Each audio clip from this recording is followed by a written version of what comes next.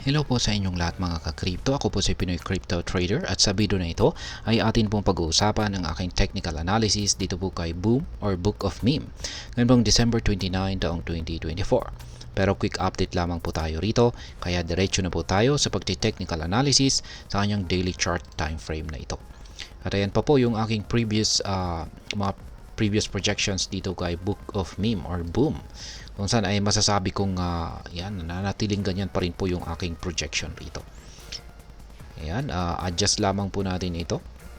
Ayan, dati po itong minor support. At ito na po ay nagsisilbing minor resistance. At masasabi kong mataas pa rin po yung chances yan, na ipagpapatuloy ni Boom ang kanyang consolidation dito. Kaya ayan, masasabi ko lamang po na babagsak or patuloy pong makakaranas ng matinding pagbagsak itong si Book of Meme ayan, or Boom kung siya ay tatagos sa ating support zone dito sa ibaba. Ayan, babagsak po siya hanggang dito. Ayan, at pwede po siyang umabot hanggang dito sa sunod na support natin dito sa ibaba. Ayan, dito sa presyong 30 digits 3609. Ayan, which is yung basihan po natin dito ay isang Fibonacci indicator. Ayan. Pero sa tingin ko ay solid support naman po yung support zone natin dito. Kaya mukhang dito po siya tatalbog. Tsaka maliban po dyan ay ayan, meron pa tayong isang minor support dito. Ayan. Kaya mukhang dito po siya nagko-consolidate. Yan sa pagitan ng dalawang minor resistance natin at saka minor support dito. Kaya lagay po natin yung kanilang presyo. Ayan. Kaya mukhang dito po naglalaro sa pagitan ng ating mga minor support at saka resistance dito. Kaya mukhang dito po siya nagko-consolidate.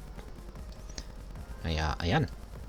Ngayon ay masasabi kong aangat lamang po itong si Book of Meme.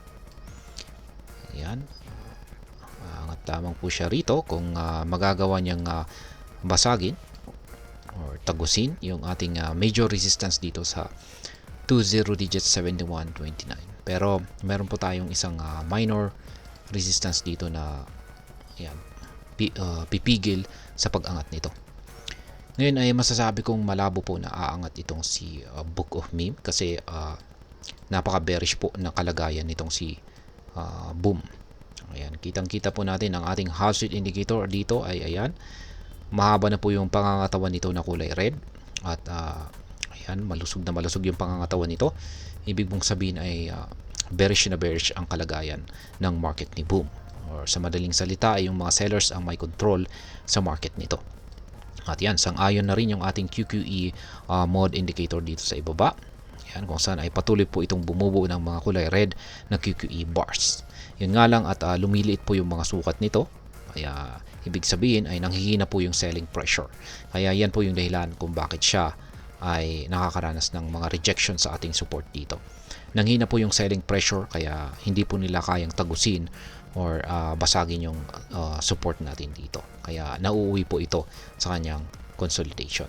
Kaya sa mga projections na ito ay hanggat hindi po nababasag o hindi po kayang basagin ni Book of Meme ang ating minor support dito, ay patuloy lamang po na makakaranas ng consolidation si Book of Meme sa mga paparating na araw.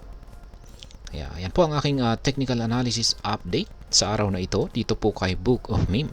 Kaya sa mga bago lamang po rito ay check na lamang po ninyo ang description ng video na ito para malaman kung anong platform at mga indicators ang ginagamit ko dito. At hanggang dito na lamang po tayo sa video na ito mga ka-crypto. Marami pong salamat sa panonood. Ingat po tayo lagi at God bless po sa ating lahat.